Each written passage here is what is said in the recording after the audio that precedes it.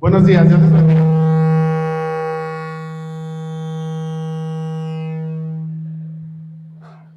Que se note que ya empezamos.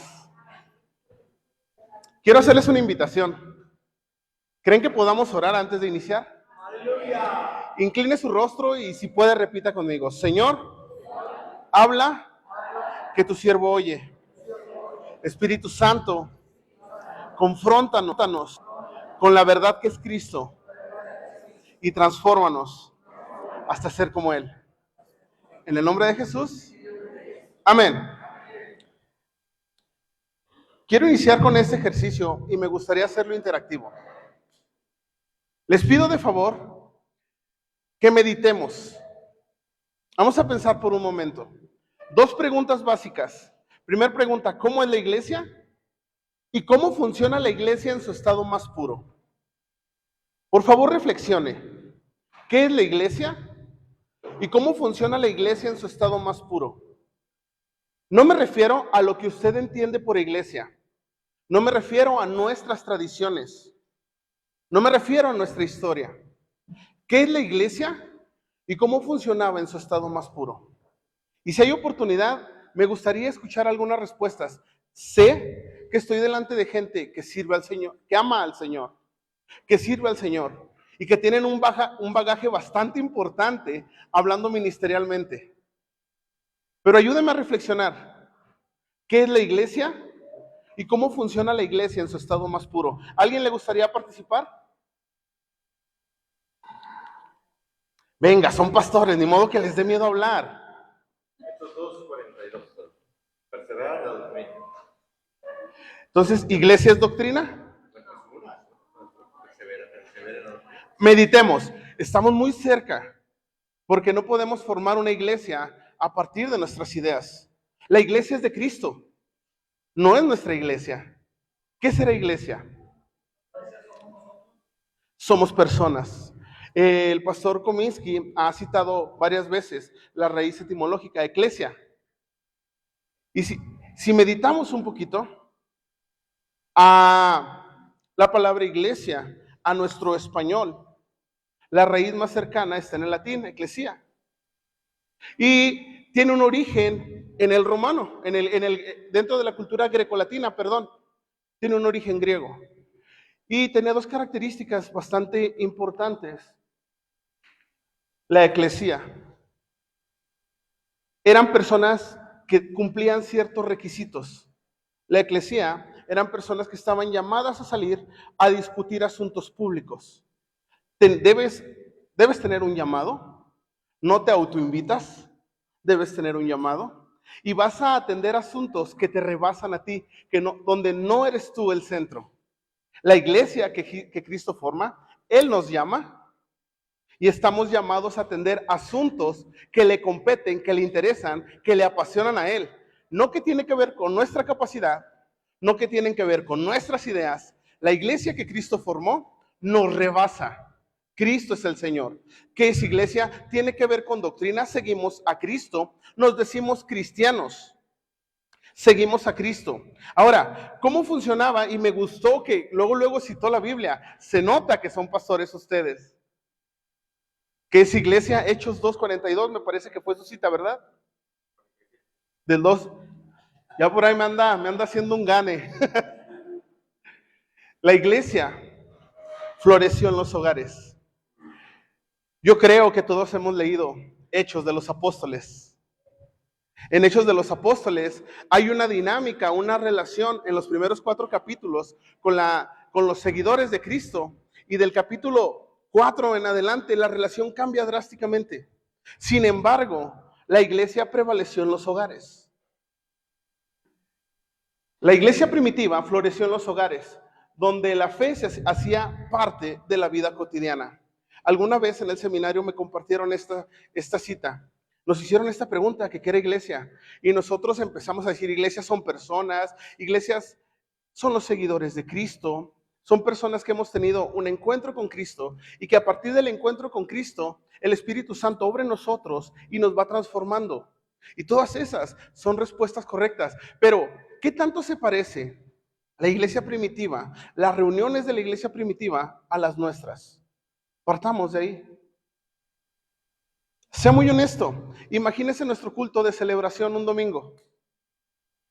¿Qué tanto se parece a la iglesia primitiva? Hicieron una pregunta en la conferencia anterior sobre la homogeneidad. Lo homogéneo, lo que es parecido a nosotros, nos resulta cómodo. La iglesia primitiva no era homogénea, fue disruptiva, fue agresiva a un nivel social.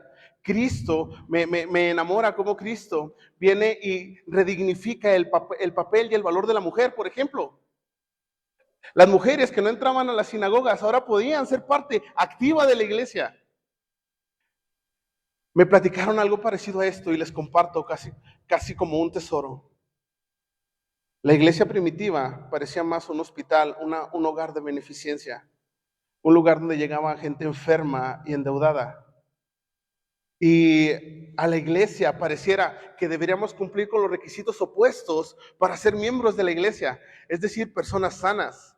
Cuando Jesús dijo, yo he venido por el enfermo, el que está sano no tiene necesidad de médico, yo vine por lo que está perdido. Pero insisto, nuestras iglesias se han vuelto comunidades muy homogéneas. Incluso he escuchado eslogan de iglesias emergentes que dice, somos una iglesia para ti. No, el Señor es uno, es Cristo. Nosotros somos de Cristo. Entonces, ¿cómo que una iglesia para ti? Entiendo en el aspecto de que todos somos llamados. Cristo nos ha llamado. Somos uno en Cristo, pero el Señor de la iglesia es Cristo. Y si vemos un poquito acerca de cómo era la iglesia primitiva, evidentemente se reunía en los hogares. Todo Hechos, insisto, la relación con los cristianos empezó a cambiar hasta el capítulo 4 de Hechos. Y de ahí pasa algo extraordinario. La iglesia empieza a ser perseguida. Y una iglesia perseguida, una iglesia con problemas, pero no con problemas de chismes, no con problemas de división, con problemas de te vamos a matar por tu fe, te vamos a matar por tus confesiones. ¿Sabe? Una iglesia así de atribulada, ¿qué generó? Generó unidad, generó compromiso. Y nosotros, no minimizo ninguna de los problemas que enfrentamos como personas que servimos a Dios, pero difícilmente vamos a estar en una posición igual a la que estuvieron los primeros cristianos. Difícilmente vamos a llegar al punto donde sea de vida o muerte los problemas que están atacando nuestra iglesia. Y en una iglesia que fue perseguida, que fue rechazada, se generó tanta unidad que fue cuestión de tiempo para que cambiara al mismo imperio que le perseguía. Ese imperio que le perseguía terminó por adoptarlo por lo que usted quiera. Ubicamos al emperador Constantino. Él abraza o adopta. Hay tantas historias sobre él de por qué adopta el cristianismo como religión oficial. Y honestamente, desde un punto de vista práctico, separó lo que era la iglesia que Cristo y los apóstoles habían formado y le empezó a meter mucha organización, mucha estructura. Y empezó a perder la cercanía. La iglesia es una cita del pastor. El fundamento, la estructura básica de la iglesia son células.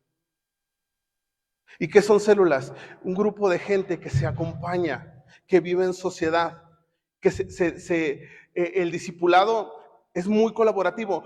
No sé si alguien puso atención con la primera frase que inició el doctor Joel Comiskey, su conferencia anterior.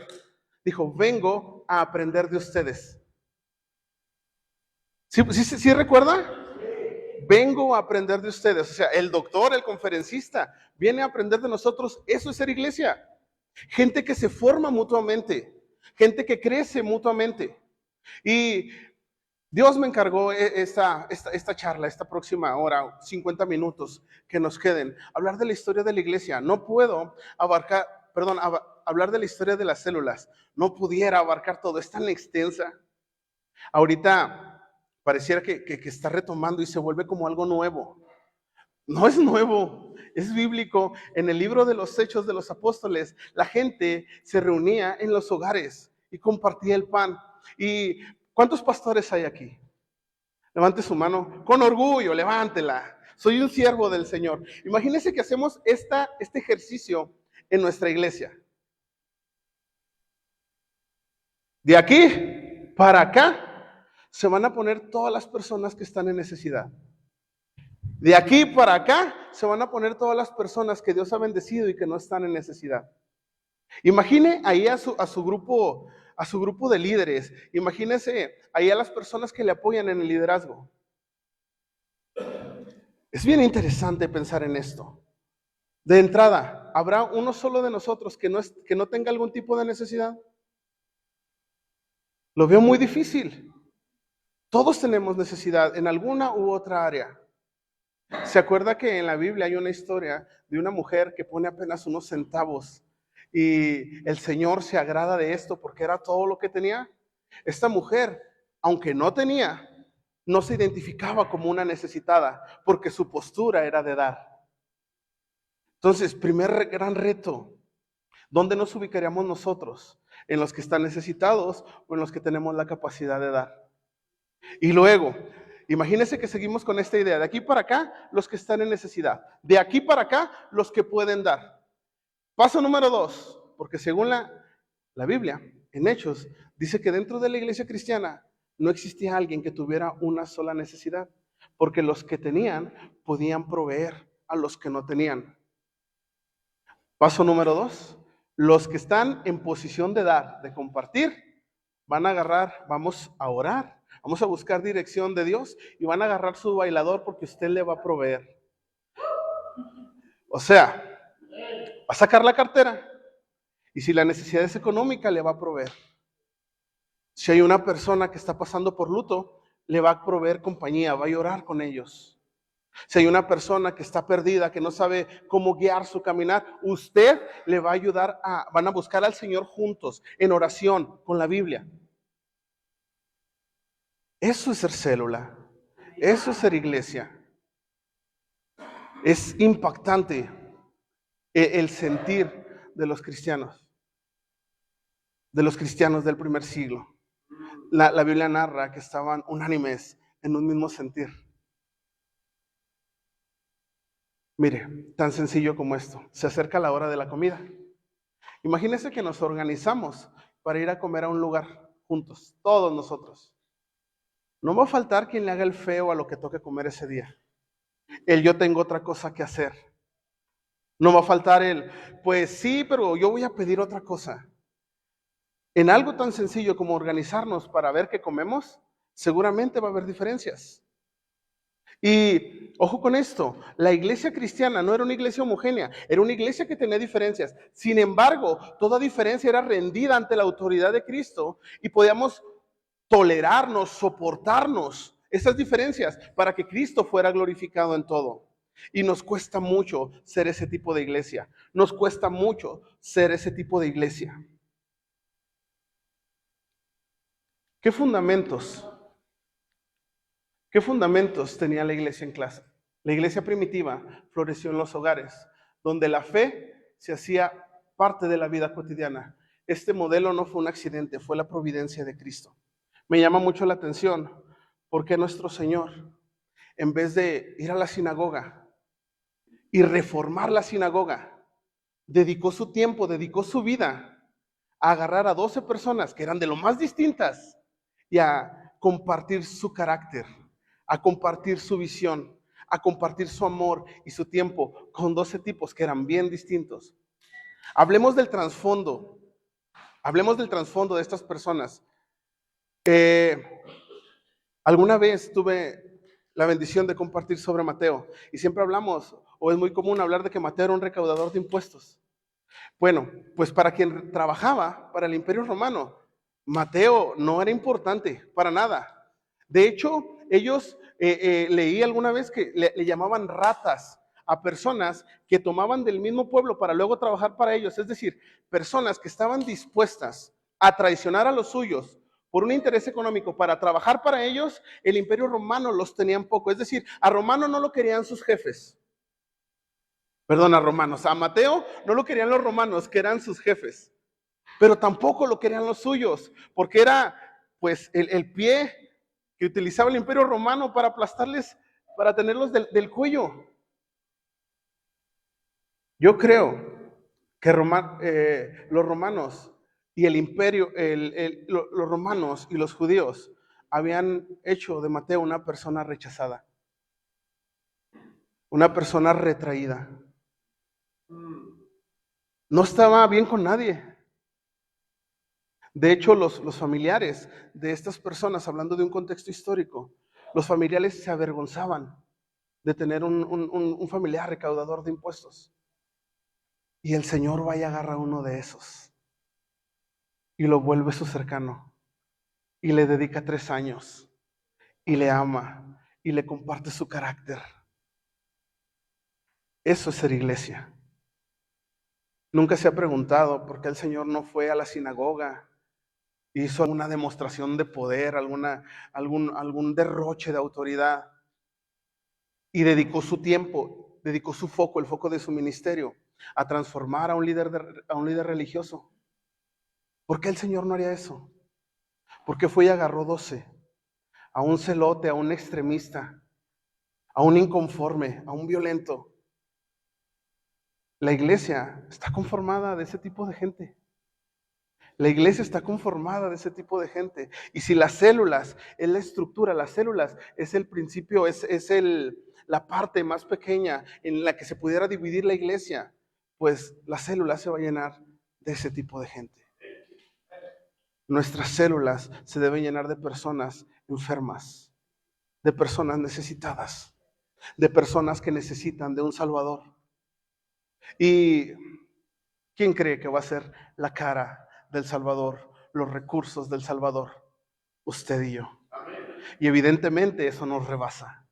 Somos incapaces de proveer lo que las personas necesitan, pero podemos ir a la fuente de vida, que es Cristo. Y de ahí viene toda gracia, toda buena dádiva y todo don perfecto. Solo de Él. Para la iglesia primitiva, la persecución representó unidad, fortalecimiento y crecimiento. A ver, para la iglesia primitiva, la persecución representó unidad, crecimiento, fortalecimiento, intimidad. ¿Qué sabía la iglesia primitiva que no sabemos nosotros? ¿Qué practicaba la iglesia primitiva que usted y yo no practicamos? Algo muy íntimo entre los judíos es invitar a alguien a cenar. La cena, especialmente esa comida, tiene un toque de intimidad. Se estaban preparando luego para descansar. ¿Alguna vez ha puesto pretextos del tipo, yo no participo de la visión celular porque no puedo, porque no tengo tiempo, porque qué van a decir de mí? Soy el único, bien, entonces de aquí a las células, eso me gusta. Les platico un poquito acerca para enfocarnos al siguiente tema, la intimidad en el trabajo celular. Cuando empiezo a servir al Señor, empiezo trabajando con jóvenes. Tenemos una célula de jóvenes y trabajábamos con puros jóvenes y era bien fácil. Para mí era sencillo porque la parte técnica la conocía, pero la parte integral, la parte de la intimidad me fallaba bastante porque es fácil maquillar esa parte, porque es fácil esconder esa parte. Alguna vez, perdón preciosa, pero alguna vez ahí donde ven a esta mujer toda hermosa, pues me fui a la célula, a dar célula de jóvenes, acabando de discutir con ella. Y era fácil, porque allá no les iba a hablar de honra a tu mujer, de ámala, de tolérense, de comuníquense, les iba a hablar de otra cosa. Y fue muy sencillo. Luego pasa el tiempo y Dios nos llama a trabajar con matrimonios. Y la primera reunión que hicimos con matrimonios, ¿con quién cree que me había deschongado antes de subir? Y con toda mi vergüenza y todo mi orgullo y las tripas revueltas, tomé la mano de esta mujer y le dije, necesitamos orar y ponernos a cuentas antes de intentar hacer lo que vamos a hacer. Intimidad. Aquella postura de pretender ser, pasó a ser. Y esta práctica, pues es algo que vino a revolucionar mi matrimonio. Y creo que cuando mi matrimonio, mi círculo más cercano, mi célula fundamental, que es mi familia, está sana, podemos entonces ministrar lo que estamos viviendo, lo que estoy recibiendo en mi hogar, a mi célula. Y aquello se vuelve real. Deja de ser un postureo. Amados, si usted está esperando a no tener problemas en su hogar para abrir una célula, ahí lo hayan. Nos ha tocado ahora aconsejar, nos ha tocado orar por un enfermo y ver el respaldo de Dios, ver un milagro en esa persona y nosotros enfermos en casa.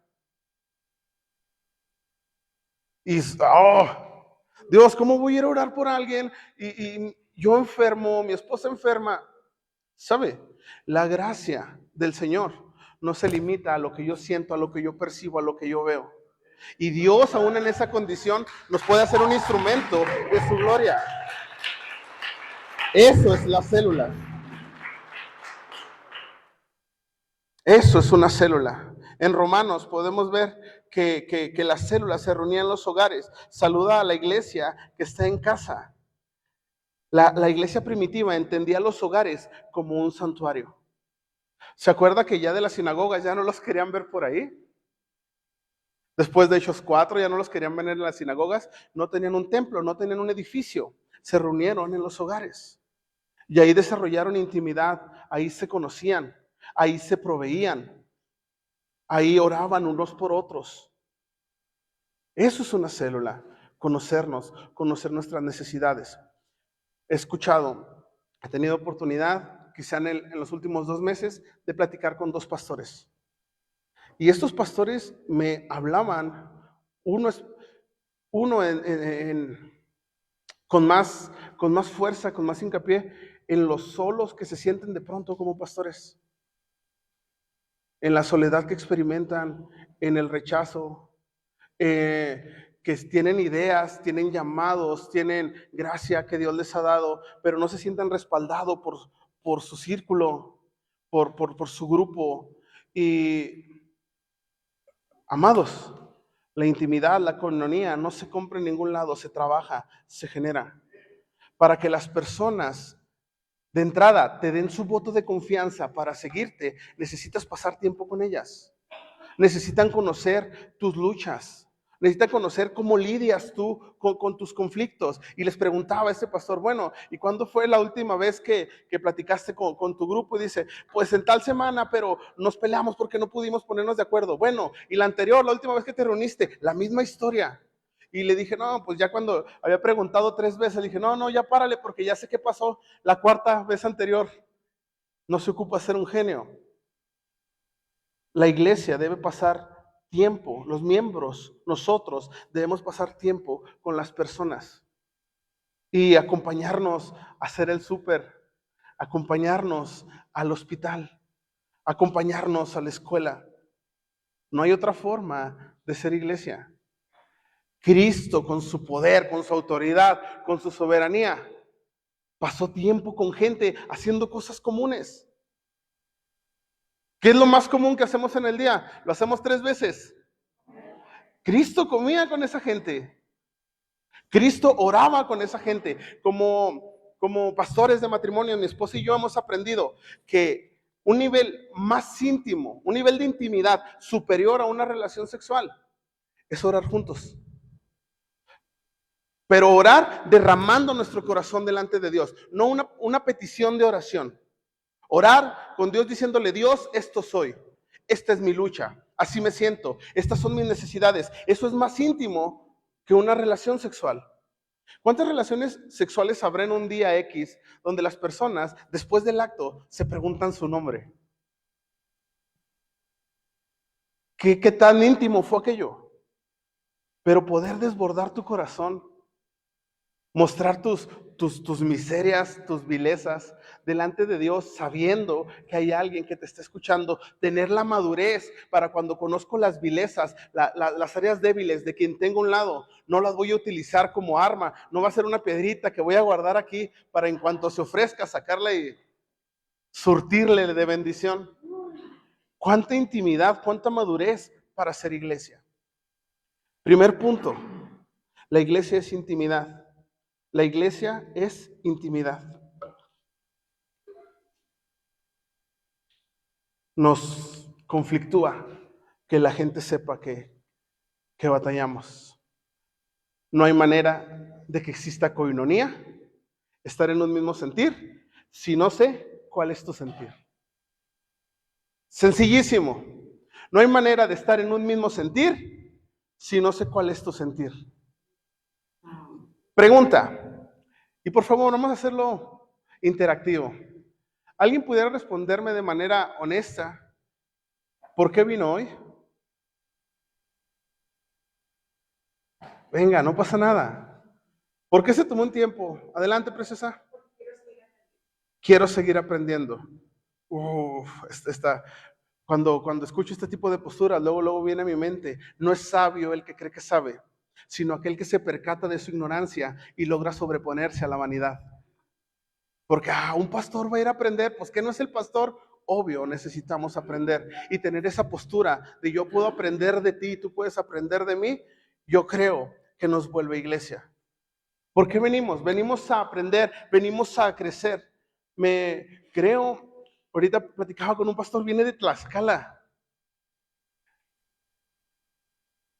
Gastos, incomodidades. ¿Qué otro reto se le ocurre para hacer un viaje tan largo para poder estar aquí?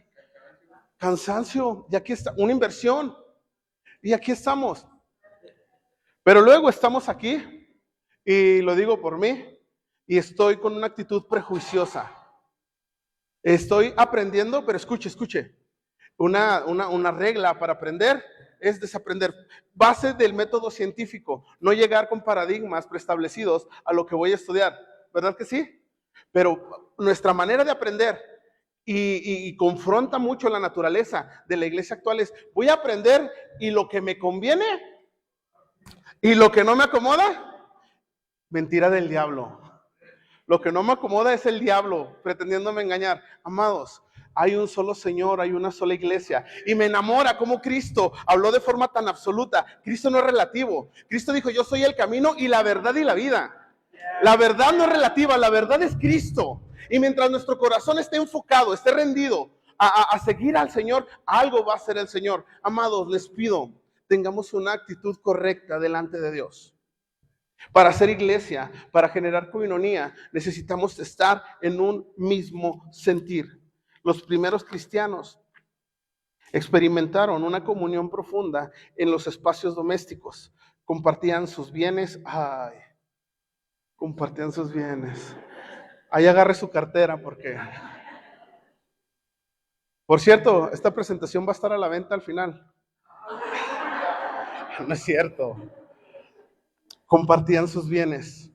Los primeros cristianos compartían sus oraciones, compartían su vida entera. Esta proximidad generaba rendición de cuentas. Y de aquí voy a brincar al tercer punto.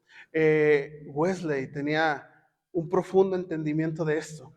Y me gustó mucho cómo nos hablaba Dios a través ayer del pastor. El fundamento es el mismo, es Cristo. Las estrategias son distintas. Las maneras de enseñar, ahorita nos lo dijo, nos la parafraseó, la ruta, el camino es el mismo. Las maneras de enseñar el camino pueden variar. Y Wesley tuvo una visión tan clara de esto que pudo personalizar el sentir de la iglesia primitiva casi 18 siglos después en una sociedad que, aparte de que era muy distinta a la sociedad primitiva, era una sociedad que se estaba revolucionando por la revolución industrial, una sociedad que estaba cambiando profundamente en todos sentidos. Y Dios le dio una estrategia específica de cómo llevar esa coinonía, ese sentir, ese ser uno a aquella sociedad. Amados, Cristo es el mismo, la verdad es la misma. No hay manera que Dios nos delegue, que Dios nos instruya en tener que nos dé una revelación, una guianza, un método, una estrategia, si no oramos, si no pasamos tiempo con Dios. La iglesia, la celebración, la comunión, o sea, lo que tenemos en común, debe ser nuestro tiempo de oración, nuestra intimidad, nuestro tiempo devocional es lo que nos vuelve comunidad, es lo que nos hace tener algo en común. O sea, yo voy y sirvo a la iglesia, voy y comparto en la iglesia de lo que Dios me dio a mí en lo íntimo. Y estamos bien atravesados porque vamos a la iglesia a ver qué aprendo, a ver qué me da la iglesia.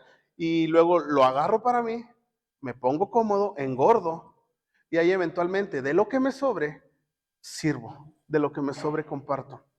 escuchaban las preguntas, ¿por qué no crecen las células? Pues por este fenómeno, porque voy a ver de qué me sirvo, voy a ver qué aprendo, voy a ver qué me dan. La comunidad cristiana es voy a ver qué doy. El pastor tiene una frase que me gusta todo el tiempo. Puedo ir con la peor crisis existencial de mi vida y el pastor me va a dar 2 palmadas y me va a decir, mi Leo, aprenda a depender de Dios, métale oración. Y luego cuando las cosas están muy técnicas, su siguiente frase va a ser al ministerio, a la iglesia, a las cosas de Dios, estamos para meterle, no para sacarle. Imagínese que ante cada conflicto seas la respuesta de Dios, métele oración. Se lo pongo en palabras más mexas, aprende a depender de Dios. ¿Y sabe qué ha generado esto? Que como ya me sé su respuesta, pues voy, ¿a qué voy? O sea, para mí esto fue terapia de choque. Me brinco esta parte y puedo ir directamente a Dios. Dios, dime qué hago con esto que me está pasando. Dime cómo resuelvo esto que está ocurriendo en el ministerio que me encargaste. Dime de dónde van a venir los recursos. Provéeme, dame gracia para esperar en ti. Porque somos bien acelerados. La iglesia cristiana primitiva, las clases y sociedades wesleyanas se rendían cuentas entre ellos. Y rendirse cuentas implica que no seas acelerado, que te relajas bastante porque no te mandas solo. Aprender a poner tu confianza en otra persona que sabes que está buscando a Cristo, que sabes que está rindiendo su vida a Cristo. Y antes de pasar al punto 4, te comparto una cita que me gusta mucho del doctor Joel Kominsky. La obra de Dios no está completa en una persona hasta que el espacio privado y personal haya sido invadido y esta persona esté dispuesta a forjarse en el yunque de la comunidad. Fácil. Ahí le voy otra vez. Cuando yo lo leí, tuve chance de masticarlo. Estaba en el seminario. Le compartía al doctor que su libro, 200 años de iglesia, o 20 siglos, ¿cómo es? 20 siglos, 2000 años de iglesia. Lo utilizamos de material cuando en el seminario vimos lo de las células. Entonces tuve chance de masticarlo profundamente. Ahí le va otra vez. La obra de Dios no está completa en una persona hasta que el espacio privado y personal ha sido invadido y esta persona está dispuesta a forjarse en el yunque de la comunidad. Pues eso implica que servir al Señor es estar expuesto al escarnio público. Te lo voy a poner en palabras más prácticas. Y de alguna forma llegamos a la iglesia buscando un lugar. Suena fuerte. Llegamos a la iglesia pretendiendo conseguir lo que no conseguimos en el mundo. Que al cabo aquí son cristianos. Que al cabo aquí tienen el temor de Dios en su corazón. Sí, pero en lo que la promesa del Señor se cumple, que Él iba a perfeccionar la obra hasta el día de la venida de nuestro Señor Jesucristo, en lo que eso pasa, hay mucha humanidad, hay mucho egoísmo, hay mucho dolor, muchos trasfondos distintos que nos vamos a rozar, que nos vamos a forjar, o citando al doctor, que van a ser nuestro yunque. ¿Y sabe qué? Cuando eso pase, le doy el mismo consejo que a mí me dieron. Vaya y ore. ¿Y ya oraste? Ten ánimo, el Señor hará. Son las mismas palabras que yo encuentro en la Biblia. El que prometió es fiel y justo. O sea, no estás en el ministerio porque se te antojó. Estás en el ministerio porque alguien te llamó. Y el que te llamó te va a sostener. Eso es ser comunidad. Eso es ser comunidad.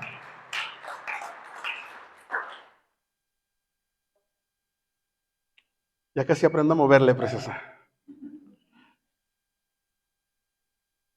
Lo entiendo, un chorro al doctor. Se dieron cuenta también ahorita que cuando no sabía cómo explicarle, decía a la esposa que ella explicara porque ella explica mejor. A mí también me están enseñando a moverle. Es bueno dejarse guiar por la comunidad más cercana. Ok, Wesley y el movimiento metodista. Vamos a pasar. Este es el foco. Wesley y el movimiento metodista. John Wesley comprendió que la transformación espiritual requiere estructuras intencionales. Intencionales. La iglesia, el vivir en comunidad, no se va a dar por casualidad. Requiere intención. Cristo, entendámoslo juntos de esta forma, en el que habitaba la plenitud de la deidad. ¿Se acuerda de esta cita bíblica? Que en Cristo habita la plenitud de la deidad. En el que habitó la plenitud de la deidad. Pasó 3 años y medio con la gente para poder reproducir su carácter en ellos. Y prueba fácil, examen fácil. ¿Qué pasó cuando el Señor fue crucificado? Les dijo, les prometo que voy a resucitar, les prometo que voy a resucitar. ¿Se acuerdan del buen Tomás?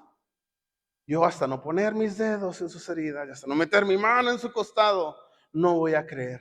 Y la respuesta del Señor es asombrosa cuando se le aparece a Tomás. No le dijo, vete para allá porque eres necio, eres medio cabeza dura y no entendiste nada. Le dijo, Tomás, ven y mete las manos para que creas.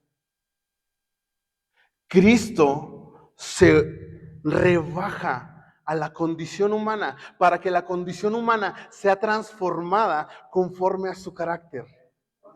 Y nosotros como cristianos, cuando fallan a nuestra dignidad, en vez de rebajarnos a su dignidad, cortamos, juzgamos, rechazamos. ¿Cómo vamos a hacer iglesia así? ¿Quiere otro ejemplo bíblico? ¿Se acuerda qué hizo el Señor con sus discípulos en una de las últimas interacciones que tuvo con ellos? Les lavó los pies. ¿No es el Señor despojándose de su divinidad, de su dignidad y cobrando y generando liderazgo y compañerismo y autoridad en un acto de servicio? Amados, si queremos ser célula, el llamado es ese. Y no tiene que ver con tu preparación, no tiene que ver con tus títulos, tiene que ver con el que te llamó es fiel y justo para sostenerte, para guiarte, para transformarte. Y ay, qué bonito sería que un día tú estés orando y venga Dios y toque tu frente y de pronto tengas su mente y su carácter y sus ideas, pero lo que Dios hace es meterte en un yunque social para ahí transformarte. Entonces esas personas, esos hermanitos en el que piensas cuando te digo, piedra en el zapato, chismoso, no es de fiar, no le puedes delegar nada. Son las personas que Dios va a utilizar para transformarte hasta la estatura del varón perfecto.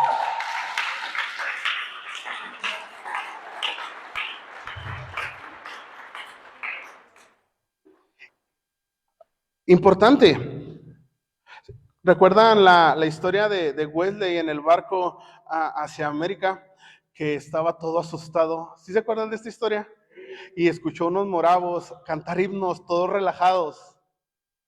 Es importante que en el desarrollo ministerial nuestra fe esté puesta exclusivamente en el autor y consumador de la fe y no en las tempestades. Las tempestades son pasajeras. Cristo es eterno. Vamos a anclar nuestra vida, nuestra fe y nuestro ministerio a la verdad que es Cristo. Inspirado por los moravos y la iglesia primitiva, desarrolló un sistema revolucionario en su tiempo de grupos pequeños que catalizó el avivamiento metodista, que a la postre transformó Inglaterra e influyó significativamente en Estados Unidos y hasta la actualidad. ¿Cómo trabajó John Wesley? Veámoslo de esta forma. Me gusta mucho la idea de aprender, así la tiene. La idea de pensar que esto es un camino de madurez. Vamos a hablar primero de las sociedades. Reuniones generales semanales de 30 a 50 personas para predicación, testimonios y adoración comunitaria. La frase de Wesley de "el mundo es mi parroquia", en esencia se dio porque ya no lo querían dentro de la iglesia establecida, de la iglesia anglicana. Les era incómodo. Las cosas revolucionarias, las cosas distintas, siempre van a incomodar. Siempre. Nos gusta lo que nos acomoda. Y a veces lo que nos acomoda en un principio ni siquiera nos era agradable. Nos hemos acostumbrado. Pero el hecho de que estés acostumbrado a algo no significa que sea parte del plan de Dios. Ojo con esto. El hecho de que estemos, y hablo a pastores, a líderes de la iglesia, el hecho de que estemos acostumbrados a algo no implica que sea voluntad de Dios que estemos en esa condición, que tengamos esa organización, que hagamos las cosas de cierta forma. Implica que nos hemos acostumbrado. Entiendo que la tradición es parte de nuestra teología, de nuestra formación. La Biblia habla de la multiforme gracia del Señor. Y yo apelo a la multiforme gracia del Señor más que a lo que me acomoda. Y Wesley aprendió esto. En las sociedades, piensen un poco que es parecido a nuestros cultos. La gente ahí era ganada. Como Wesley creía que el mundo era su parroquia, donde le parecía bueno, ahí armaba una sociedad. ¿Y a quién invitaba? Pues invitaba a campesinos principalmente, invitaba a gente que tenía una necesidad. Y ojo con esto, procuraban satisfacer la necesidad de esa persona. En las sociedades, perdón, en las clases y en las bandas que ahorita vamos para allá, el trato era de más madurez, de más exigencia. La gente era ganada en las sociedades. E insisto, estas pequeñas iglesias se daban donde Dios le daba a entender a Wesley. Agarraban plazas, agarraban escuelas afuera de los hospitales. Y ahí compartían, ahí predicaban. La gente que era ganada, la gente que recibía a Cristo en las sociedades, era invitada a las clases. Si usted se da cuenta, hay registros históricos de sociedades de Wesley de hasta 250 personas. Pero el promedio eran de 30 a 50 personas en las sociedades. De las sociedades, las personas que eran ganadas eran invitadas a las clases, grupos más pequeños, grupos de 12 personas bajo el liderazgo laico, ojo con esto, enfocados en la rendición de cuentas y crecimiento espiritual práctico. Estas reuniones eran muy importantes. De acá dabas un paso de fe y pasabas a otras reuniones, a las clases. Grupo de 12 personas enfocados en la rendición de cuentas. ¿Qué tema le incomoda más hablar? ¿Cómo están sus finanzas o cómo está su mujer? ¿Cómo están tus hijos? ¿Cómo están tus hijos? Paréntesis chiquitos. Les comenté que mi esposa y yo ministramos matrimonios. Sé que nuestros hijos van a tomar su decisión. Podemos heredarles parte de nuestra fe, porque ellos se van a alimentar, van a mamar, van a nutrirse de nuestras prácticas. Pero reconocer a Cristo como Señor y Salvador va a ser una decisión que ellas deberán tomar. Pero invariablemente van a estar más cerca de tomar esa decisión si yo puedo reflejarles a Cristo. Y algo bien incómodo, pregúntele a un pastor, pregúntele a una pastora, a un líder, ¿cómo están sus hijos? ¿Cómo se lleva con su esposa? ¿Cómo es tu relación con tus padres? ¿Cómo es tu relación con las autoridades? Yo no concibo un cristiano que no pague impuestos. La Biblia no concibe un cristiano que ande por ahí sin licencia de manejar. Todo mostrenquillo. Cristo fue sincero, fue honesto, fue directo. Al César lo que es del César. O sea, con esto aplícate. Y luego abundó, la Biblia abunda sobre esto, toda autoridad es puesta con Dios. Pero no me gusta, pero la puso Dios. Y aquí no nos vamos a meter en eso porque nos están grabando, pero creo que entiende el foco, ¿verdad? Importante. Wesley, por su cuestión cultural, por su cuestión práctica de ministerio, dejó de ser tan bien visto dentro de la iglesia anglicana. Entonces, su desarrollo, su trabajo, más que trabajar con otros presbíteros ordenados, lo aplicaba, lo desarrollaba con laicos. Amados de Cristo el Buen Pastor, para mí también fue nuevo al principio la palabra laico, es un líder, alguien que no tiene una relación directa con la iglesia metodista, pero puede representar a Cristo, puede ministrar a Cristo, conoce la Biblia, tiene una relación personal con el Espíritu Santo, se encuentra con el amor del Padre a través de la comunión con Cristo. ¿Sí me estoy explicando? Eso es un laico. Entonces, el trabajo, y esto tiene mucho que ver con el trabajo celular. Platicaba ahorita con el pastor Isidro y les decía, le comentaba, en nuestra iglesia, para mí fue muy natural que personas que tienen poca capacitación tienen la oportunidad de servir en una célula. Y cuando has pasado, que como yo lo veo, todavía es poca capacitación, escucha lo que voy a decir, capacitación técnica. Hablo de capacitación técnica exclusivamente. Personas que tienen poca capacitación técnica, Dios les da la confianza y les da el lugar, un lugar seguro para que se desarrollen y empecemos a predicar. Y luego Dios nos reta a orar por otros. Y luego Dios nos sigue enseñando, nos sigue nutriendo. Y es todo el tiempo. Da de gracia a lo que de gracia recibiste. Pero tengo poquito, relájate bastante, que en eso poquito yo voy a ser glorificado. Mi gloria se va a manifestar en eso poquito que hoy tienes. Y mi plan no se limita a eso, te voy a dar más. Mi gracia sobre ti irá en crecimiento, para que el mundo conozca que yo soy Dios a través de ti. Y a través de un simplón, hoy Dios te esté compartiendo algo. Ese es el Dios en el que yo creo. Amados, en vez de estar enfocados en, ay, ¿qué va a pasar si delego la responsabilidad? ¿Qué va a pasar si confío en otra persona? ¿Sabes qué hizo Jesús? Confió en otra persona. ¿Sabes a qué estás llamado? A confiar en otra persona. Pero lo va a hacer distinto. Gloria a Dios que lo haga distinto. En eso está la riqueza de la iglesia. En que somos distintos. En eso está la riqueza de la iglesia. Aprendamos a confiar en los líderes. Veámoslo de esta manera. Se oye más bonito. En un líder emergente, en un pastor emergente. Imagínese que usted ve a la gente como Dios la ve. ¿A poco no andaría más relajado? Es decir, no tendría la necesidad de estarse cuidando del de al lado, porque usted lo ve como Dios le ve. No tendría aquellas incertidumbres que lo hacen trasnochar cuando hay trabajo importante en la iglesia, porque puede confiar en el Señor y sabe que la persona que ha recibido alguna delegación de parte del Señor también está buscando a Dios. Qué rico vivir ahí. Y luego de las clases pasaban a grupos aún más pequeños que se llamaban bandas, y estas sí estaban bien hardcore,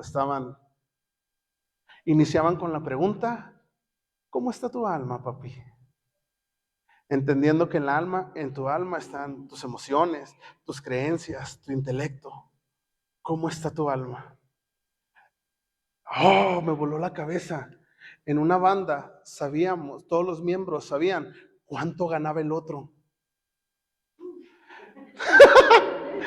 Si algo le encanta al mexicano es mantener en secreto cuánto gana. Y por alguna razón nos genera morbo hablar de estas cosas. No encuentro otra mejor palabra. ¿Sabían cuánto ganaban? Porque se rendían cuentas, por ejemplo, del dinero. Ganas tanto, se diezma tanto, para la banda de aquí para acá, de clases y bandas, antes de que se me pase, se juntaban recaudaciones. Y las recaudaciones aquí eran voluntarias. Aquí ya se tenía una tarifa, una cuota. Era algo que ya estaba establecido. Y el dinero que se juntaba lo utilizaban para hacer obra social. No concebían la iglesia sin obra social. O sea, con lo que sacaban de aquí, me encontré una historia que me encantó. A un preso, una clase de la Universidad de Oxford, juntaron dinero para ir a las cárceles a llevar de comer. Y a un preso le compraron un diente. ¿Por qué un preso? ¿Por qué mejor no alguien de la iglesia? Somos elitistas con quienes ayudamos. Tenemos la tendencia de ayudar a la gente que creemos que más adelante nos puede ayudar. Inteligencia social. Eso sí es el diablo.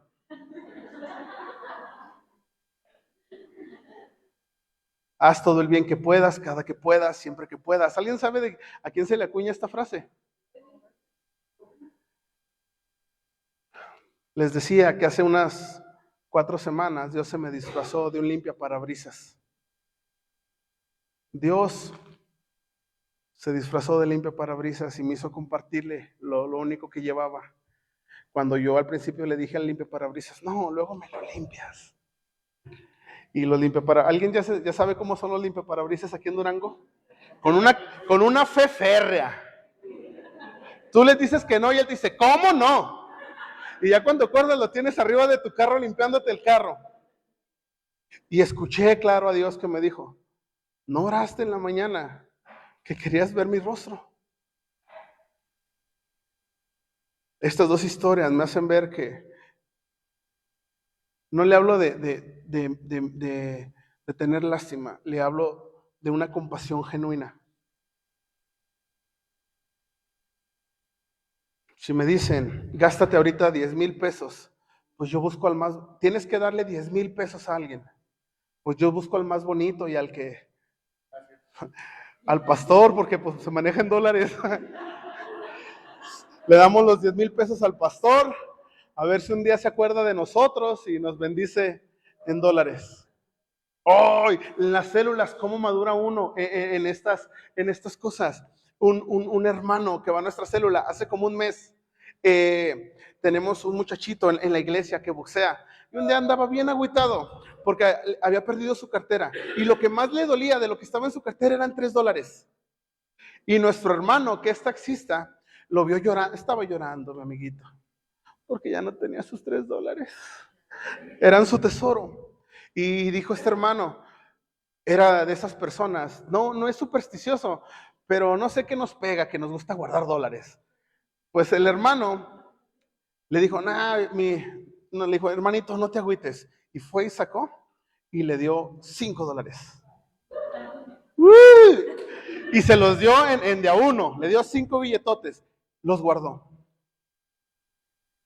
Hace 3, 4 semanas nos compartía con llanto en los ojos, es taxista, agarró un flete y un viaje, escuche, yo me quedé grabado porque dije, ay Dios, cómo eres bueno, un viaje de 35 pesos, mexicanos, se lo pagaron con un billete de $100. Y que cuando agarra el billete le dice, no, pues no tengo feria, y que la persona le dice, es tuyo. $100.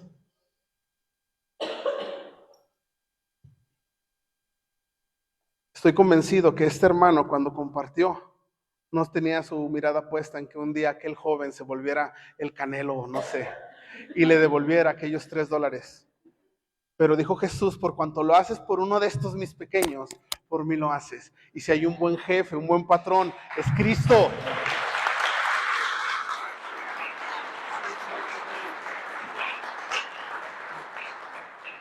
Y yo creo que las personas que estaban aquí habían entendido ese principio y podían darle a las personas sin ver a la persona. Se lo voy a repetir porque suena medio contradictorio. Podía dar a la persona viendo a Cristo. Amados, cuando hacemos obra social, porque he participado mucho en la iglesia, a ciertos niños les damos de esto. En algunas iglesias, Cristo el Buen Pastor es una iglesia muy sana en este aspecto. A unos niños les damos de esto y a otros niños de esto. Y no, nada más si participan. Si participan de lo que la iglesia ofrece, le damos lo que la iglesia ofrece. Imagínense a Cristo diciendo, si son como yo, les doy de mí. Ok, la iglesia no puede trabajar de esa forma. La iglesia de Cristo expresa a Cristo. ¿A quién? A todo el necesitado. Como iglesia tenemos una visión hermosa, impactar un mundo quebrantado, trayéndolo a los pies de Cristo. En las bandas, grupos íntimos de 4 a 6 personas, aquí sí había cierta homogeneidad, pero tenía que ver con un tema práctico, por los temas que se trataban. Eran íntimos de 4 a 6 personas del mismo género, de alguna edad parecida y estado civil parecido. E insisto, esta homogeneidad tenía que ver con los temas que se trataban, para confesión y disciplina mutua. La homogeneidad, la santidad, se practica, tiene estos tintes. No creo que los jóvenes tendrían por qué enterarse de lo que vive un adulto, o que un niño cargue con los problemas de un adulto, ¿verdad que no? Entonces, esta es una cuestión estratégica, y esto me gusta verlo como un caminar de fe.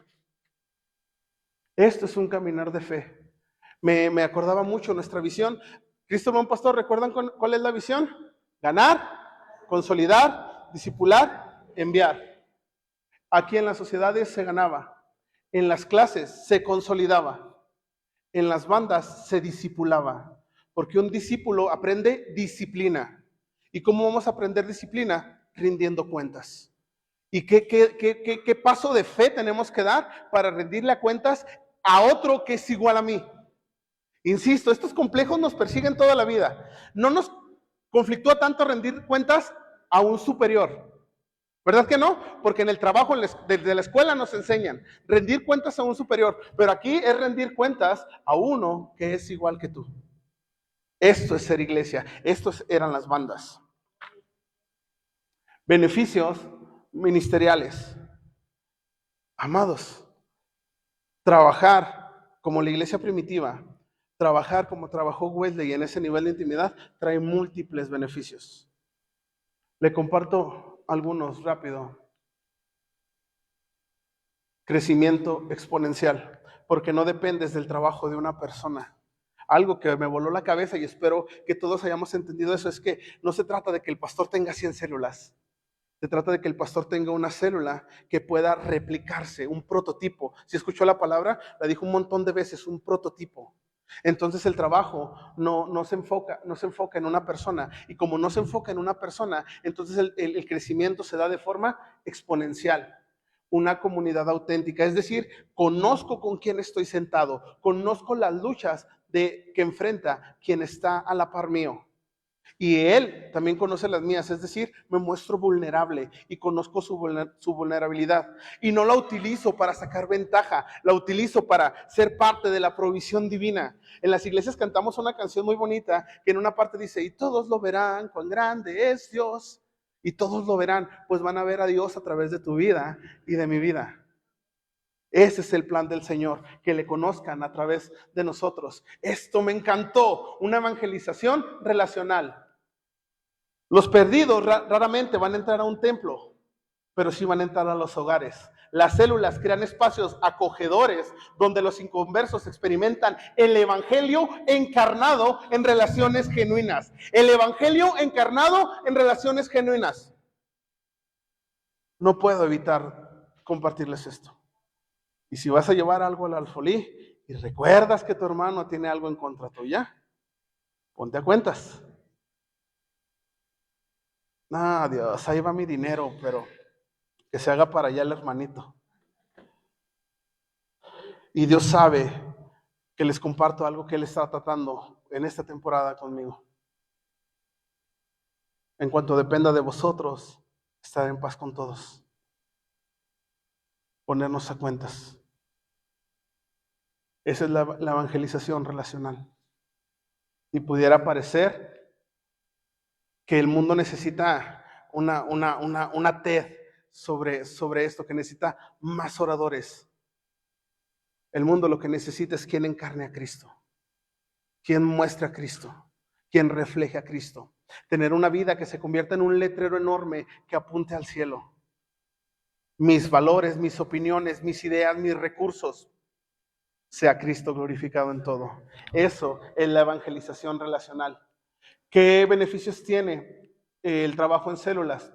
Pues el cuidado pastoral integral. Significa que todas las personas están siendo pastoreadas y que todas las personas pastorean a alguien. ¿Sí estamos? Todas las personas tienen un pastor y todas las personas tienen un grupo de personas a quien pastorear. Formación de discípulos. Me gustó mucho. No necesitamos líderes, necesitamos discípulos. Y de forma natural, inherente al discipulado, te vas a convertir en un líder. Y nuestro foco es que sean líderes. Y hay muchos huecos dentro de la estructura de aquel liderazgo. Pero si eres discípulo, estás bien compacto, estás bien fundamentado en la roca que es Cristo, porque eres discípulo de Cristo. ¿Sí me estoy explicando? Formación de discípulos y una movilización laica. John Wesley enfatizó en uno de sus últimos escritos, me gusta que todo lo escribía, en uno de sus últimos escritos, dio gracias a Dios nombre por los laicos que le habían ayudado en el ministerio, y él reconocía que nada de su obra hubiera sido posible sin las personas que le estuvieron apoyando. Y es necesario, amados pastores, que honren de forma digna a las personas que Dios ha puesto con usted a trabajar. La obra es de Cristo, no es nuestra. La santidad social en grupos pequeños. La santidad bíblica es santidad social. El Evangelio de Cristo no conoce religión personal. Repita conmigo, no es religión personal, sino religión social. Tampoco santidad aislada, sino santidad social. Esta es una cita de Wesley. Ay, es que sí soy bien santo, pero soy tan santo que mejor me voy al monasterio. No, eres tan santo que el mundo te demanda, que el mundo clama por santidad. Eres tan santo que el llamado es que vayas y reflejes a Cristo. Wesley entendió que la transformación espiritual no ocurre en aislamiento. ¿Dónde quedamos que ocurre la transformación? ¿Se acuerda? ¿En el qué? Empieza con yu y acaba con un qué. En el yunque, amados. La transformación social no ocurre en aislamiento, ocurre en el yunque. La gracia preeminente, la gracia justificadora y la gracia santificadora de Dios opera poderosamente en el contexto de comunidad. ¿Dónde nos va a santificar Dios? Hágame un favor.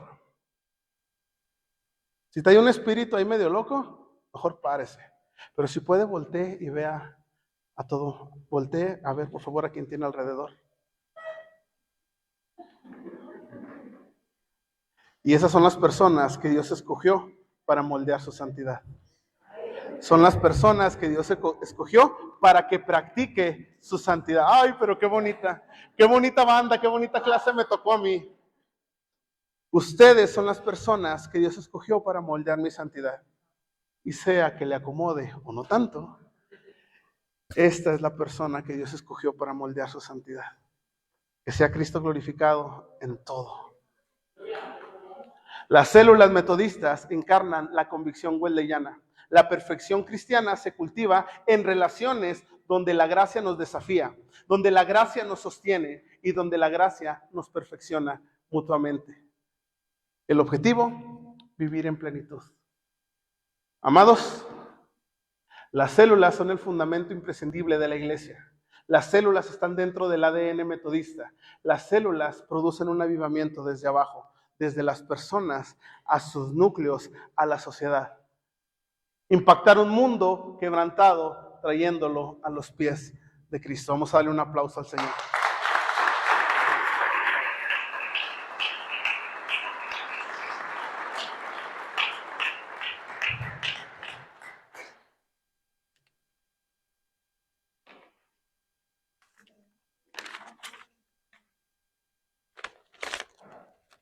Lo apagué, no sé si quieres poner.